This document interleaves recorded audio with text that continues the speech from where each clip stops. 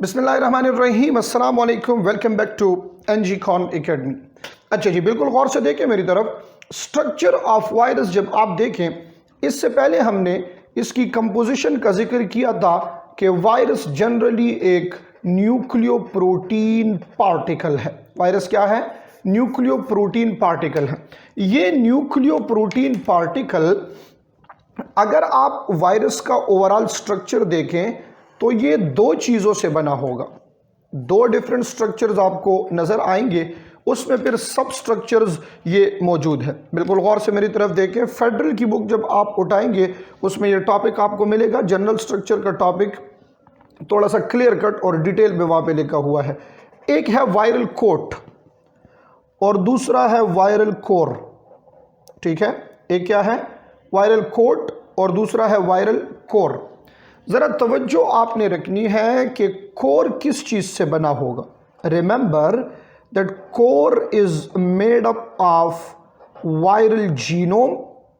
Genome से बना होगा, प्लस इसके साथ होंगे कुछ एंजाइम्स।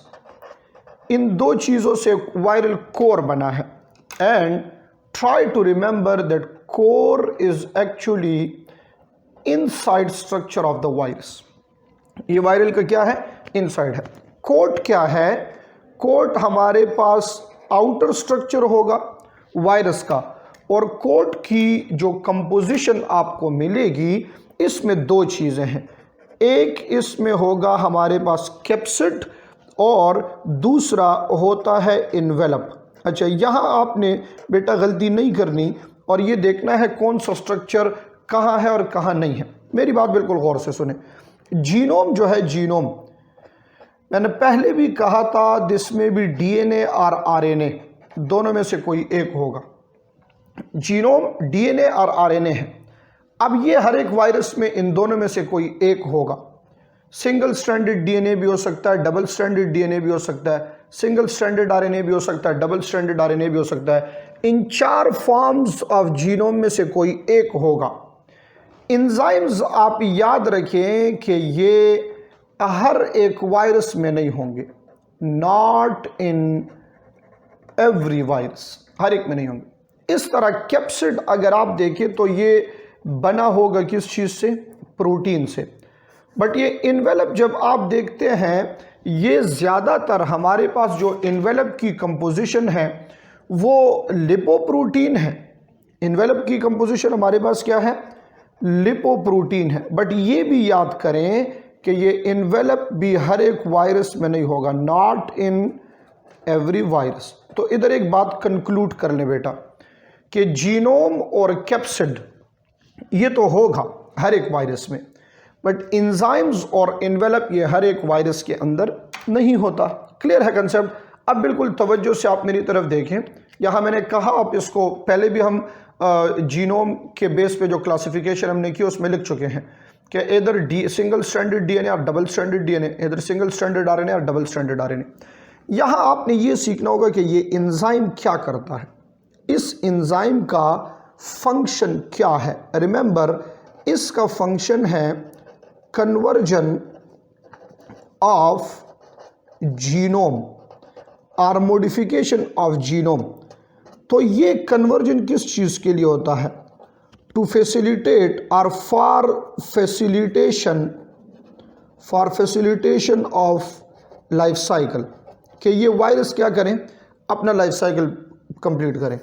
अब इस कन्वर्जन ऑफ जीनोम का क्या मतलब है? बिल्कुल मेरी बात गौर से सुने, ज़रूरी है इसको सीखना आपके लिए। Single stranded RNA into double stranded RNA, ये एक टाइप की कन्वर्जन है। दूसरा अगर आप देखें तो कुछ वायरसेस हैं, specially retrovirus and hepatitis B. इसमें कन्वर्जन किस चीज़ की होती है? तो याद रखें कि इसमें सिंगल स्ट्रैंडेड आरएनए इसको कन्वर्ट किया जाता है डबल स्ट्रैंडेड डीएनए में। चूँकि ये जो अटैक करता है वो ह्यूमन बॉडी के ऊपर कर रहा है, स्पेशली HIV की अगर आप बात करें, रेट्रोवायरस, तो उसका अपना जीनोम डबल स्ट्रैंडेड डीएनए है। तो सिंगल स्ट्रैंडेड डीएनए उसके साथ, इस होस्ट के डीएनए के साथ अटैच नहीं हो सकता, इसलिए कुछ ऐसे एंजाइम्स चाहिए होंगे। Like the best example is reverse transcriptase. क्या है? रिवर्स ट्रांसक्रिप्टेज इसकी एक बेस्ट एग्जांपल है, जो सिंगल स्ट्रैंडेड आरएनए को कन्वर्ट कर देगा किस चीज़ में? डबल स्ट्रैंडेड डीएनए में। तो फिर इजीली ये वहाँ जाके क्या होगा? अटैच हो जाएगा। बात क्लियर हो गई है ना? तो एंजाइम्स किस चीज़ के लिए चाहिए? जीनोम को कन्वर्ट करने के लिए। और जीनोम को कन्वर्जन की ज़रूरत क्या है? वो ये ज़रूरत है ताकि ये जाके जीनोम ऑफ द होस्ट के साथ अटैच हो सके और वहाँ प्रोसेस ऑफ रेप्लिकेशन ये कर सके। क्लियर? अनदर इंपॉर्टेंट थिंग, अब कोट की तरफ अगर आप आए, आउटर रीजन, इसमें इन्वेलप लिपोप्रोटीन से बना है। कुछ वायरसेस आपको ऐसे मिलेंगे जिसमें इस इन्वेलप के ऊपर, देखें बिल्कुल गौर से, इस इन्वेलप के साथ अटैच स्ट्रक्चर आपको मिलेंगे जिनको स्पाइक्स कहा जाता है। स्पाइक्स, आगे जाके आप फ्लू वायरस और HIV का स्ट्रक्चर हम पढ़ेंगे। तो स्पाइक आपके पास कंपोजिशन इसकी होगी ग्लाइकोप्रोटीन की। कंपोजिशन क्या होगी?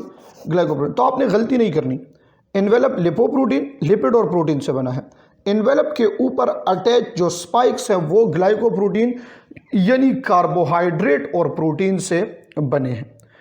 अब इस ग्लाइकोप्रोटीन स्पाइक का काम क्या होता है ये भी याद कर लें। This is responsible for recognition, responsible to recognise the host cell.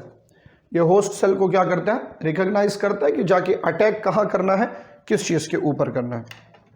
अब अगर आप कैप्सिड को उठा के देखें तो ये कैप्सिड असल में प्रोटेक्टिव कवरिंग है और बना प्रोटीन से है। किस चीज़ से बना है? प्रोटीन से बना। ये प्रोटीन इस कैप्सिड में आप देखें, ये आइडेंटिकल यूनिट्स होते हैं, सेम प्रोटीन्स होते हैं, सब यूनिट्स होते हैं। इन सब यूनिट्स को कहा जाता है कैप्सोमेयर। क्या कहते हैं? इसको कैप्सोमेयर कहते हैं। कैप्सोमेयर एक भी हो सकता है, कैप्सोमेयर एक से ज़्यादा भी हो सकते हैं। यहाँ कुछ चीज़ें रट्टे के बेस पे आपने इसको याद करना है ताकि MCQs में ये अगर पूछे जाए तो आपको याद हो। कैप्सोमेयर के नंबर कुछ वायरसेस के लिए लिखे गए हैं। 162 कैप्सोमेयर होते हैं हर्प्स सिम्प्लेक्स वायरस में। ठीक है, 162 कैप्सोमेयर यूनिट्स हैं किस चीज़ में? हर्प्स सिम्प्लेक्स वायरस में। अगर आप एडिनो वायरस देखें, एडिनो वायरस, तो इसमें हमारे पास राउंड अबाउट 252 कैप्सिड्स मौजूद है according to your federal book. ये हमारे पास है एडिनो वायरस में। तो दो डिफरेंट वायरसेस का जिक्र आपके बुक में यहाँ पे है जिसमें हमारे पास मौजूद होते हैं कैप्सोमेयर के नंबर 162 नंबर्स कैप्सोमेयर के ये हर्ब्स के लिए लिखे गए हैं, 252 एडिनो वायरस के लिए। इसको बच्चे याद कर लें। एक और चीज़ आपने याद देखनी है, ये जो कैप्सिड है इसकी सिमेट्री होती है। ये कैप्सिड जो है इसकी सिमेट्री यानी इसकी अरेंजमेंट होती है कैप्सोमेयर की। अगर ये कैप्सोमेयर आपके पास 20 ट्राइंगल्स के शेप में अरेंज हो, कैप्सोमेयर अगर 20 ट्राइंगल्स के शेप में अटैच हो, इसको क्या कहा जाता है? इसको इकोसेड्रल कहते हैं। ठीक है, ये हमारे पास, और ये बेस्ट एग्जांपल है पॉलीहेड्रल और स्पेरिकल की, जो आपने देखा होगा जिस तरह उसमें होता है बैक्टीरियोफेज, जिस तरह होता है बैक्टीरियोफेज में आपने ये चीज़ नोट की होगी या आपने देखा होगा। इसको एक्सप्लेन किया था हमने क्लासिफिकेशन के टाइम, और आगे जाके हम इसको बैक्टीरियोफेज के स्ट्रक्चर में मज़ीद भी एक्सप्लेन कर सकते हैं। यहाँ से MCQ आ सकता है। ये आप याद कर लें कि इकोसेड्रल हमारे पास क्या है, ये 20 ट्राइंगल्स वाली अरेंजमेंट है। किस चीज़ की? कैप्सोमेयर की अरेंजमेंट है। सेकंड, अगर ये कैप्सोमेयर्स की अरेंजमेंट आपके पास ऐसे हो कि ये रॉड शेप हो, रॉड शेप हो और हॉलो हो, अंदर से खाली हो, this type of arrangement is actually termed as helical arrangement. इसको क्या कहते हैं? हेलिकल अरेंजमेंट कहते हैं। क्लियर हो गया कंसेप्ट? तो जनरली एक वायरस जो है ये बना होता है कोट एंड कोर से। कोट इसका आउटर रीजन है, कोर इसका इनर रीजन है। कोट पर उसमें कैप्सिड होगा, इन्वेलप होगा। कैप्सिड हर एक वायरस में, इन्वेलप हर एक वायरस में नहीं है। कोर में हमारे पास जीनोम एंड एंजाइम है। जीनोम हर एक एंजाइम का होगा, इन चारों में से कोई एक होगा। यानी single stranded DNA, double stranded DNA, single stranded RNA, double stranded RNA. और एंजाइम इसके होते हैं जो कि हर एक में नहीं है, स्पेशली रेट्रोवायरस में मौजूद है, या वो जिसमें आरएनए होता है उसके अंदर ये एंजाइम्स होते हैं ज़्यादातर, ताकि ये इसको कन्वर्ट कर सके किस चीज़ में, दूसरे टाइप के आरएनए में। टाइप हियर मींस के चेन्स की बात अगर हम करें, नंबर ऑफ स्ट्रैंड की, आरएनए में कन्वर्ट कर सके या डीएनए में कन्वर्ट कर सके। किस चीज़ के लिए? For the process of life cycle, ताकि वो अपनी लाइफ साइकिल इजीली कंप्लीट कर सके। बाकी ये कैप्सिड में जो हमारे पास आइडेंटिकल यूनिट्स हैं, सब यूनिट्स हैं, इसको कैप्सोमेर कहते हैं। इसके ये नंबर्स याद कर लें डिफरेंट वायरसेस के लिए, ये आपके लिए ज़्यादा फ़ायदेमंद होगा।